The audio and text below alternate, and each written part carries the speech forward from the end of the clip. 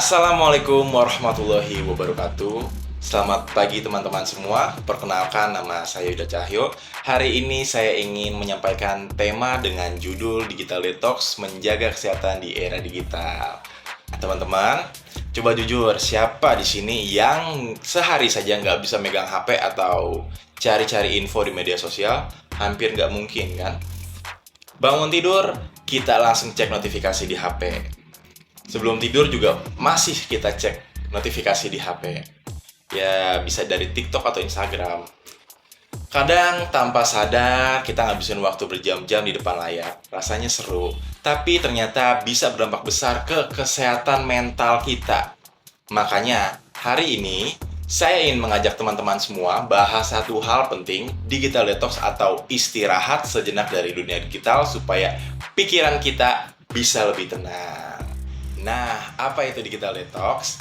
Digital detox bukan berarti anti teknologi, tapi memberi jeda untuk otak dan emosi kita. Menurut data dari Kominfo tahun 2023, rata-rata masyarakat Indonesia menghabiskan lebih dari 8 jam sehari di dunia digital.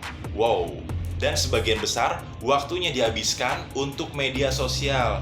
Lalu, laporan dari WHO tahun 2022 juga bilang bahwa penggunaan media sosial secara berlebihan bisa meningkatkan resiko stres, kecemasan, bahkan depresi, terutama pada remaja. Bukan cuma soal buang waktu, tapi juga soal perbandingan sosial yang bikin kita minder, takut ketinggalan, atau biasa disebut FOMO. Nah, semua juga pada tahu kan ya anak-anak Gen Z itu FOMO apa? Dan bahkan juga nih, kehilangan fokus dalam belajar. Jadi sebenarnya digital detox ini bukan pilihan, tapi kebutuhan kita. Nah, sekarang saya ingin menjelaskan bagaimana sih cara melakukan digital detox. Nah, ini yang pertama sih, ini nggak langsung ekstrim ya. Kita langkah kecil dulu. Ini yang pertama saya jelasin, waktu tanpa gadget. Misalnya 1 jam sebelum tidur atau saat makan, kita jangan main gadget. Ya udah, kita fokus aja sama kegiatan yang lagi kita lakukan. Yang kedua, matikan notifikasi yang nggak penting supaya kita nggak tergoda buat buka HP. Ya kan biasa nih kita lagi scroll HP gitu ya, tiba-tiba ceteng gitu bunyi dari Shopee yang bikin kita tuh wah tertarik nih belanja, atau nggak kita dibales sama orang yang lagi kita suka gitu kan di media sosial. Nah itu tuh ngaruh banget memang. Nah yang ketiga ini, isi waktu kosong dengan aktivitas nyata seperti olahraga, baca buku, ngobrol sama teman atau keluarga. Itu kalau dilakuin pelan-pelan, digital detox bisa jadi kebiasaan yang bisa bikin hidup lebih fokus, tenang, dan seimbang. Oke, mungkin itu saja yang bisa saya sampaikan.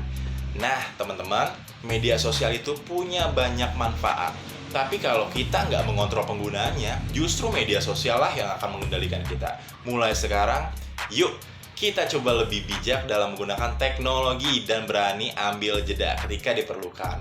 Bukan berarti menjauh dari internet, tapi belajar menggunakannya dan sehat dan cerdas supaya kesehatan mental kita itu terjaga. Terima kasih semua atas perhatiannya. Wassalamualaikum warahmatullahi wabarakatuh.